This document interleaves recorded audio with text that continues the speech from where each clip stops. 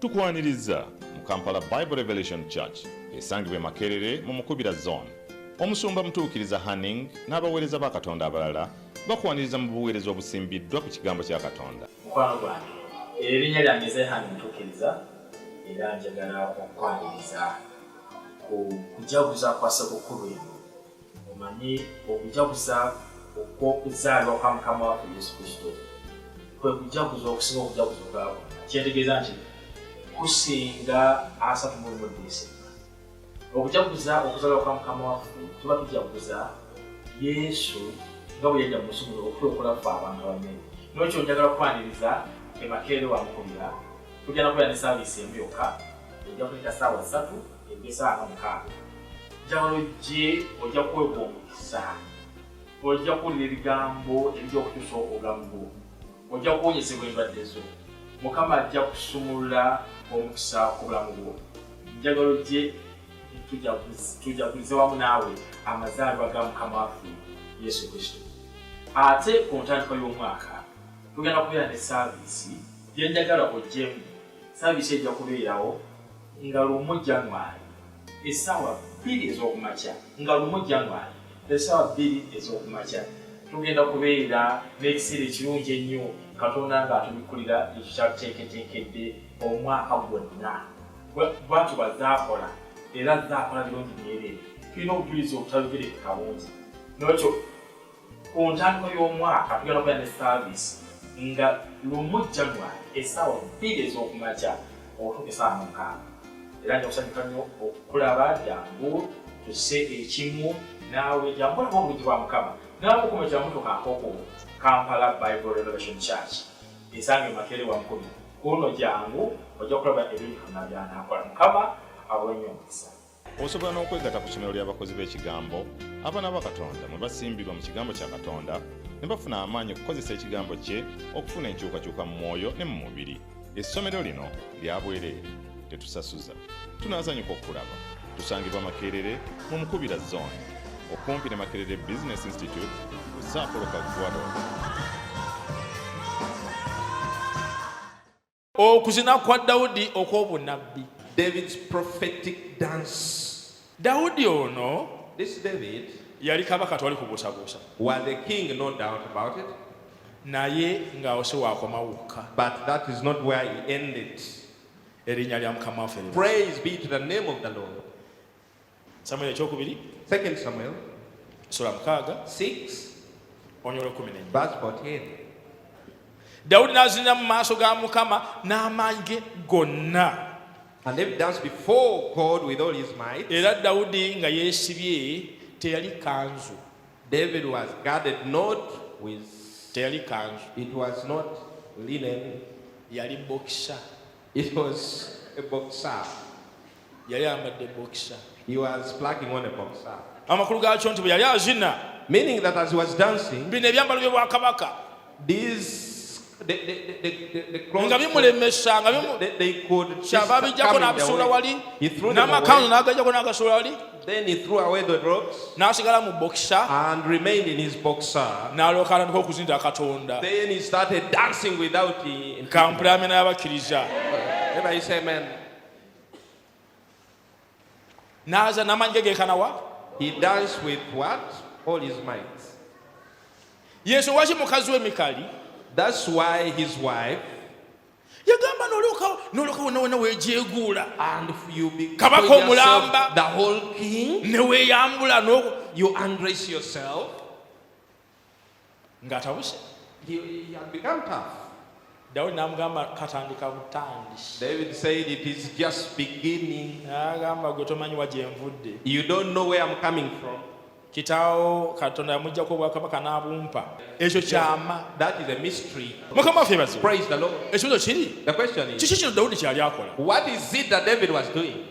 Dawudi David yali azina amazina was dancing a dance, ag'obunnabbi. a prophetic dance. Kankusomere kyawandiikibwa. Let me read your scripture. Genda mu Bikola by'Abatume. Go to Acts of the Apostles. Olunya olwa 25. Verse 25. Kubanga Dawudi amwogerako nti nalaba Mukama ennaku zonna mu maaso gange. When David speaks concerning him, I foresaw the Lord always before my face. Sooka olindeko. First wait. Dawudi agambye ki? What has David said? Sooka olindeko. First wait. Mu Bikola by'Abatume wano essula ey'okubiri, In this Acts of the Apostles chapter 2, abayigirizwa bali bakajjula Omwoyo Mutukuvu. the disciple had just been filled with the Holy Ghost. Olwo Peetero ayimusa okubuulira. Now Peter had stood up to Kuba bali preach. batandise okuleekaana, bano banyodde omwenge, bano banyodde omwenge. They had started shouting, "This must be Peetero drunk." n'ayimuka n'agamba abaayi, Peter stood up guno and si said, mwenge. "This is not booze. Kino kye kyayogerwako Nabbi Yoweeri. This is what was spoken about by Prophet Bwe yamala Joel." okwogera kya Nabbi Yoweeri n'ajja ku Dawudi. After speaking about Joel, then he came to David. Agambye nti kubanga Dawudi amwogerako nti nalaba Mukama ennaku zonna mu maaso gange. For David speaks concerning him, I foresaw the Lord always before my face. Kubanga ali ku mukono gwange ogwa ddyo. For he is on my right hand. Teebereza nga n'endagaano empya tennatuuka. Imagine before the arrival of the New Dawudi nga Testament, yalaba abantu abatudde ku mukono ogwa ddyo ogwa Katonda kitafanyisa ebintu byonna. David saw people sitting on the right hand of God. Nga naye y'omu ku abo. He is one of those. N'agamba And he said nneme okusagaasagana. that I should not be moved. Dawudi agamba What has David said? omutima gwange kyegwava gwesiima, olulimi lwange ne lusanyuka, era n'omubiri gwange gunaabeeranga mu ssuubi. Buli omu n'agamba amiina. Everyone say amen. Okuzinira Mukama To dance unto the Lord ly'ettendo erisembayo okuba erya waggulu. is the most perfect praise. Ettendo erisembayo okuba erya waggulu. It is the highest praise. Okuzinira Mukama To dance unto the Lord. ng'omubiri gwogedde ne gukoma, When the tongue has spoken and come to an end, ne gutandika okudda mu bikolwa. then it goes into action. Eryo ettendo erisembayo okuba erya waggulu. That is the most high praise. Agambye olwa 27, Verse 27. he has kubanga said, tolindeka bulamu bwange mu magombe, because thou wilt not leave my soul in hell, so toliwaayo mutukuvu wo kuvunda. neither will thou suffer thy Holy One to see corruption. Wanjigiriza amakubo g'obulamu, Thou hast made known unto me the ways of life. olijjuza essanyu n'amaaso go. Thou shalt make me full of joy with thy countenance. Bannange, Dawudi abadde ki? What has happened to David? Dawudi abadde ki? What has happened to David? Peetero bwe yamala okusoma ekyandiikibwa ekyo ekya Dawudi, After Peter had read that scripture concerning David, n'agamba mu lunyiriri lwa 29, then he said in verse 29, abasajja abooluganda, men and brethren, nnyinza okwogerera n'obuvumu mu maaso gammwe ebya jjajjaffe omukulu Dawudi nti yafa n'aziikibwa. let me freely speak unto you of the patriarch David, that is both dead N'amalaalo ge and buried. gali waffe ne kaakano. And his scripture is with us this day. Laba olunyiriri oluddako. See the next verse. Amuyise ki? What has he called him? Dawudi yali ki? What was David? Tonnaba. Dawudi yali ki? What was David?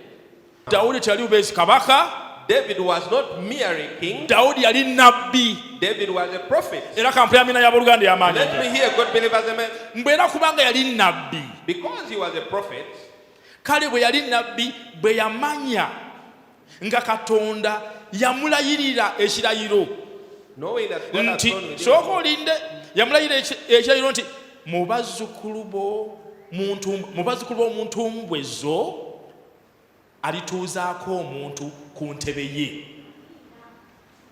Bwe yalaba olubereberye ono Dawudi, this is David. bwe yalaba olubereberye n'ayogera ku kuzuukira kwa Kristo nga teyalekebwa magombe so nga n'omubiri gwe tegwavunda. Yesu oyo Katonda yamuzuukiza, ffenna ffe bajulirwa. Amen. mukwano gwange erinnya lyange Zehani ntuukiriza era njagala okukwaniriza ku kujaguza kwa ssekukkulu eno. Omanyi okujaguza okw'okuzaalibwa kwa Mukama waffe Yesu Kristo kwe kujaguza okusinga okujaguza obwabwe. Kyentegeeza nti kusinga 3 Desemba. Okujaguza okuzaalibwa kwa Mukama waffe tuba tujaguza Yesu nga bwe yajja mu nsi muno okulokola ffe abantu abanene. N'ekyo njagala okwaniriza Makerere wamukubira kujja nakubeera ne saaviisi emu yokka ejja kufunika ssaawa 3 essaawa 6. Njagala ojja kwegombusa, ojja kuwulira ebigambo ebijja okukyusa obulamu bwo, ojja kuwonyezebwa endwadde zo. Mukama ajja kusumulula omukisa ku bulamu bwo. Njagala ojje tujagulize wamu naawe amazaalibwa ga Mukama waffe Yesu Kristo. Ate ku ntandikwa y'omwaka tugenda kubeera ne saaviisi gyenjagala ojjemu. Saaviisi ejja kubeerawo nga lumu January essaawa 2 ez'okumakya, nga lumu January essaawa 2 ez'okumakya. Tugenda kubeera n'ekiseera ekirungi ennyo Katonda ng'atubikulira ekyo kyatuteeketeekedde omwaka gwonna. Bwatu bazaakola era zaakola birungi n'ebyeru. Tulina obujulizi obutabigerekeka bungi. N'ekyo ku ntandikwa y'omwaka tugenda kubeera ne saaviisi nga lumu January essaawa 2 ez'okumakya okutuuka essaawa 6. Era nja kusanyuka nnyo okulaba jangu tusse ekimu naawe jangu olaba obulungi bwa Mukama. Naawe okuma jangu tukankoko Kampala Bible Revelation Church esange Makerere wa Mukono. Kuno jangu ojja kulaba ebintu byonna by'anaakola. Mukama awe nnyo omukisa. Kubera Yesu afengaleza amaanyi ennyo. Clap unto our Jesus. Hallelujah. Hallelujah. Daudi yali ki? Who was David? Daudi yali ki? Who was David?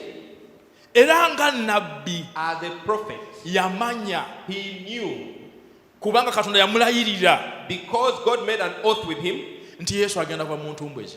that Jesus was coming from his lions.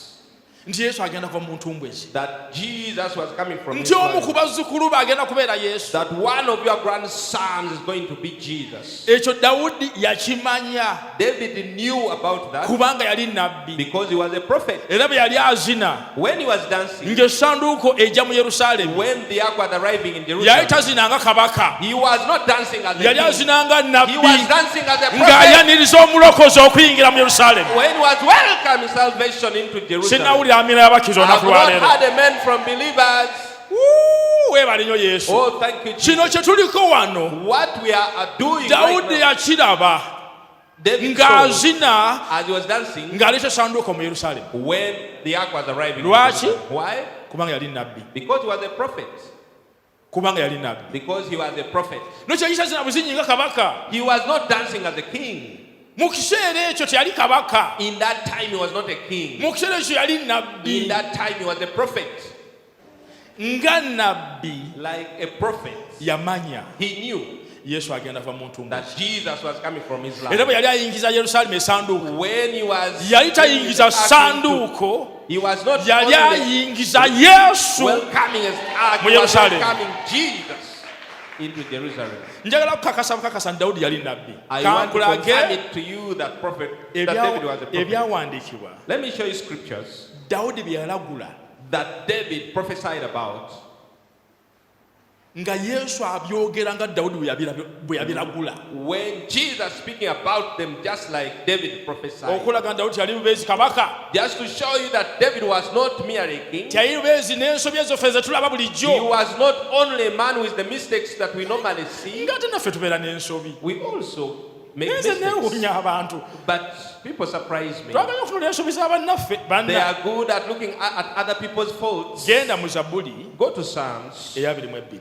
Psalms 22. Bannange Mukama ali wano. The Lord is here, brethren. Era olwali akola ekyenjawulo mu bulamu bwo, And today is doing something new in your life. ojja kuva wano n'enseko, You are leaving this place with laughter. ojja kuva wano n'amazina. You are leaving this place with a dance. Kampula amina ye ennungi Oh, ddala. let me hear your good amen. Zabbuli ya 22 olunya olusooka, Psalms 22 verse 1. Dawudi yalagula n'agamba, David prophesied and said, Katonda wange, Katonda wange, kiki ekikundesezza? Ebigambo ebyo obirabye? have you seen those words? Kati genda mu Matayo Have you seen those words? Go to Matthew. sula 27 Matthew 27 onya olwana mu mukaaga. verse 46. Matayo 27 Matthew 27 onya olwana mu mukaaga. 46. Obudde bwe bwatuuka ng'essaawa ey'omwenda, At about the 9th hour, Yesu n'ayogerera waggulu n'eddoboozi ddene Jesus cried with a loud voice, ng'agamba nti eri eri lama sabakusaani. saying, Eli, Eli, lama sabachthani. Amakulu gaakyo nti That is to say, Katonda wange, Katonda wange, kiki ekikundesezza? my God, why art thou forsaken me? Ebyo ebigambo ani abyogera? Who said those words? Ebyo ebigambo ani abyogera? Who said those words? Dawudi. It was David. Dawudi yali nabbi, David was a prophet, si kabaka kyokka. not only a king. Dawudi yali nabbi. David was a prophet. wakati wa Dawudi ne Yesu Between David and Jesus, waliwo emyaka 1,000. there are 1,000 years. Waliwo emyaka emeka? How many years? Tewaliwo myaka 2, waliwo emyaka They are 1,000. not 20, but how many years?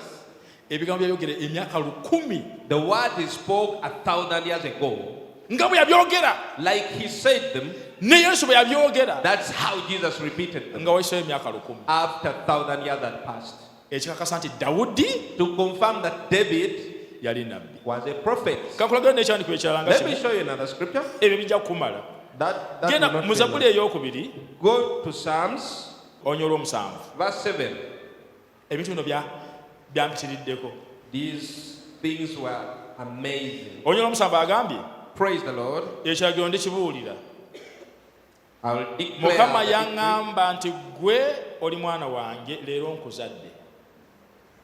The Lord said unto me, Thou art my son, this day I have begotten thee. Ani oyo gwayogerako? Who is this one being spoken about? Ani oyo gwayogerako? Who is he speaking about? Kankulage ekyandiko agenda mu Bebbulaniya. Go to Hebrews. Nokyo wakati wa Bebbulaniya ne Zabbuli waliwo Between Psalms and Hebrews, emyaka 1,000. there are 1,000 years. Ekikyo kigenda kutuukirira olwaleero. These things are happening, being fulfilled today. Ngambye Abebbulaniya essuula esooka onyo olwokutaano. Hebrews chapter 1. Mbu kubanga ani ku bamalayika gwe yali abuuliddeko nti gwe oli mwana wange leero nkuzadde gwe. Era nate nti nze naabeeranga kitaawe gy'ali naye anaabeeranga mwana gye ndi. Boogera ku ani ono? Who is being spoken about here? Ku Yesu. It's Jesus. Boogera ku Yesu. They are speaking about Jesus. Dawudi yagamba David said, Katonda agenda kuzaala omwana. The Lord is going to beget a son. Weebale nnyo Yesu. Praise be to Jesus. Ekyo n'akyogera ne emyaka 1,000 He and 1,000 years passed, ne kituukirira. and it happened. N'ekyo Dawudi David yali nabbi. was a prophet. Era amazina ge yazina The dance that he danced gaali ga bunnabbi. was prophetic. Yali alaba abantu bye batasobola He kulaba. was seeing things men could not see. Bwe yali azina As he was dancing, ng'essanduuko ejja mu Yerusaalemi, as the ark was arriving in yali Jerusalem, alaba okujja kw'obulokozi mu nsi. he was seeing the coming of salvation in the Yali alaba world. omuntu ajja agenda otunaazaako He was ebibi. seeing to a man coming who will cleanse Yali alaba our omuntu sins. agenda okutuwonya endwadde He zaffe. was seeing a man that will heal our diseases. Agenda okutulokola okuva mu Who bwakabaka will save us bw'ekizikiza. from darkness and poverty. Yesu lwaki Bayibuli egamba Dawudi n'azina n'amaanyi ge That's why gonna. the Bible says that David danced with all his might. Amazina agaali ga bunnabbi. That was a prophetic dance. Yesu lwaki naawe olwaleero That's why today ogenda kuzina amazina ag'obunnabbi. you are going to dance a prophetic dance. Ekyo Dawudi kye yalaba What David saw kiteekwa okuntuukako must olwaleero. happen to me today. Weebale nnyo Yesu. Oh, thank you, Jesus. Ebintu by'okulokoka si bintu bya kwekwasa. Salvation things are not things. Bintu bya ddala. They are real. Waliwo omuntu emyaka 1,000 nga Yesu tanaba kujja There is a man 1,000 years before the coming of Jesus eyatulaba nga tulokose. who saw us being born Kubanga again. waliwo eyajja kuno ku nsi okulokola abantu. Because there is someone who came onto the world to save people. Dawudi ng'azina bw'atyo. As David was dancing like that, Yali azina ku lw'abaani. on whose behalf was he dancing? Kaakati abo banaazina kutuuka wa? How much more will they dance? Sennawulira amina y'abakkiriza. I have not heard amen from believers. Yali alina baazinira There are people on whose behalf he was dancing, n'aza n'amaanyi ge gonna. and he danced with all his might. Engoye z'obwakabaka n'azijjako n'asuula eri. He threw away the royal robes N'azinira Mukama and danced unto the Lord kubanga yali nabbi because he was a prophet. ng'amanyi nti omulokozi ajja. He knew that a savior was coming. Kati wuuno oli mulokole. Here you are born again. Ogenda kuzina kutuuka wa? How much more will you dance? Ogenda kuzina kutuuka wa? How much more will you dance? Ogenda kumubuukirabuukira Mukama. How much more will you jump Ogenda up unto the kubuukirabuukira Lord? Mukama You are n'amaanyi go going gonna. to jump unto the Lord with all your Ogenda might. muzina n'amaanyi go You're going to gonna. celebrate with all your might. Kubanga ekyakutuukako Because what happened to you? waliwo eyakiraba There is someone who saw you. ng'oyajja okikola That one who will do it akyabuzayo emyaka 1,000 will come after n'aza 1,000 years, n'amaanyi ge gonna. and he danced with all Kati his gwe might. akirina ogenda kukomawo You omuzinira. has it. How much more will you dance? Kampulabira y'abakize y'amaanyi ennyo. Let me hear a good believers, amen. Yokaana essula 12 John 12, olunyiriro olw'ekkumi n'ebbiri. Verse 12. Weebale nnyo Yesu. Oh, thank you, Jesus. Olunyiriro olw'ekkumi n'ebbiri lugamba, Verse 12 says, Yokaana 12 olunyiriro olw'ekkumi n'ebbiri. John 12, verse 12. Lugamba nti It says, olunaku olwokubiri on the next day, ekibiina kinene abaali bazze ku mbaga much people that had come to the feast, bwe baawulira nga Yesu ajja e Yerusaalemi. when they heard Jesus was coming to Jerusalem, Mujjukira you remember, Dawudi ng'azina as David was dancing, yaleeta essanduuko mu Yerusaalemi, he was bringing the ark in Jerusalem, mu Sayuuni. in Zion. Kati bano abantu bali ludda wa? Where are these people? Bawulidde ki? What have they heard? Yesu ajja Jesus is e coming Yerusaalemi. unto Jerusalem. Ne batwala ensansa Then they got branches of palm trees ez'enkindu ne bagenda okumusisinkana and went forth to meet him ne boogerera waggulu and cried, nti ozaana Hosanna! aweereddwa omukisa ajja mu linnya lya Mukama, Blessed is the King of Israel that comes in the name ye of the Lord. kabaka wa Isirayiri. He is the King of Israel. Senawulira amina abakkiriza olunaku I have lwa not leero. heard amen from believers. Ekigambo ozaana kitegeeza ki? What does Hosanna mean? Ekigambo ozaana kitegeeza lokola kati. It means save now. Lokola kati. Save now. Weereza obulokozi bwo kati. Send salvation now. Kye bali bagamba Yesu, That's what they were telling Jesus. jangu olokole kaakati. Save now. Olaba bwe kifaanaganya ddala ne Dawudi ng'aleeta Do you essanduuko see how mu they are Yerusaalemi similar to when David was bringing ng'azina the ark? amazina ng'ayimba. As he was dancing, singing. Nabo baali bayimba, baali They were singing, baleekaana, they were baali crying bazina, out, they were bakutte They are ensansa. holding palm. Obulokozi buza mu Yerusaalemi. Salvation has come to Jerusalem. Dawudi yakiraba emyaka 1000 David emabega. saw it 1,000 years ago N'azina n'amaanyi ge gonna. and danced with all his might. Olwaleero ali wano okukola ekipya mu bulamu. Today is here to do a new thing in your life. Yesu ali wano olwaleero okukola ekipya mu bulamu bwo. Jesus is here today to do a new thing in your Yesu ali life. wano okukola ekintu ekipya mu bulamu bwo. Jesus is here today to do a new thing in your Kampula life. amina abakkiriza y'amaanyi ennyo. Let me a good believer, amen. Okuzaalibwa kwa Yesu, The birth of Jesus, Dawudi yakulaba. David saw it. Okuzaalibwa kwe.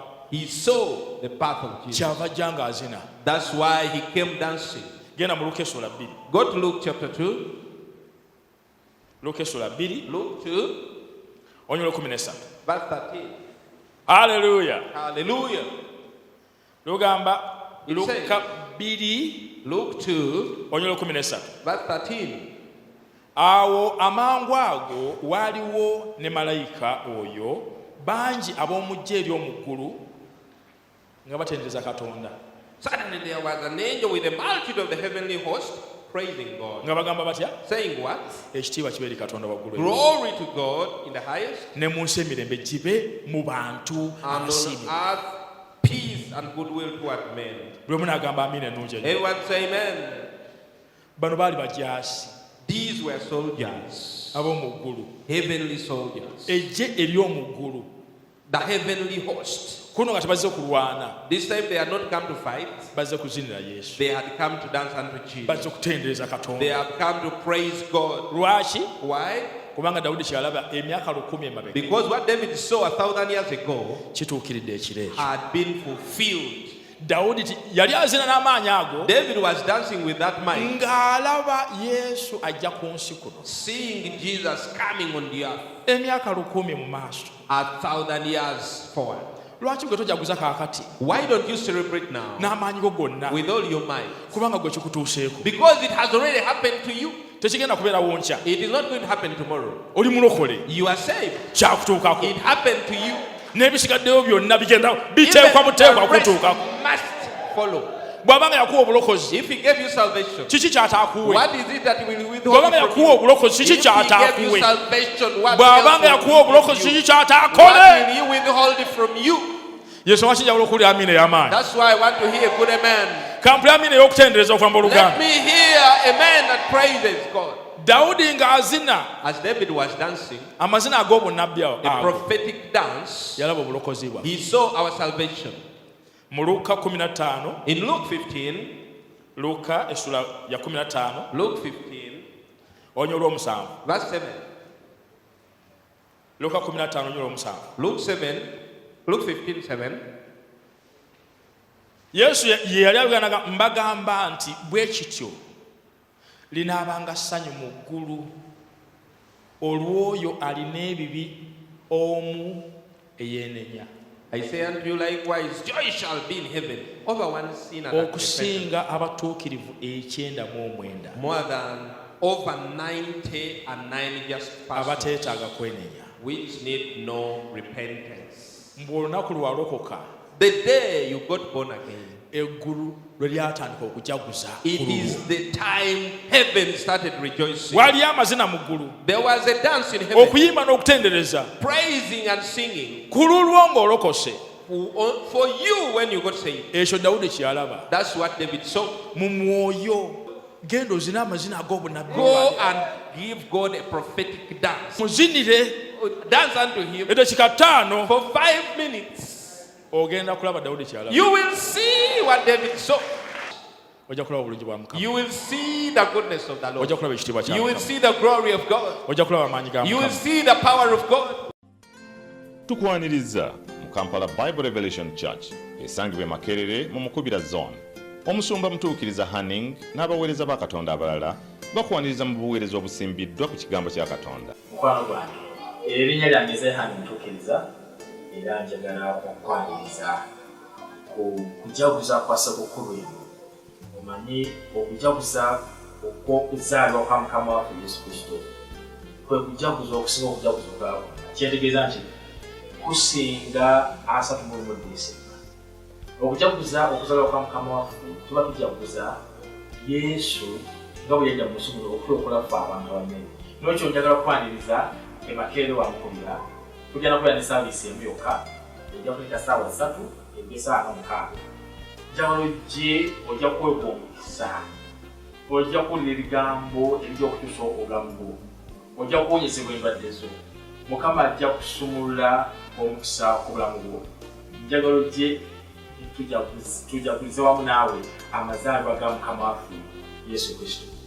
Ate ku ntandikwa y'omwaka tugenda kubeera ne saaviisi gye njagala ojjemu.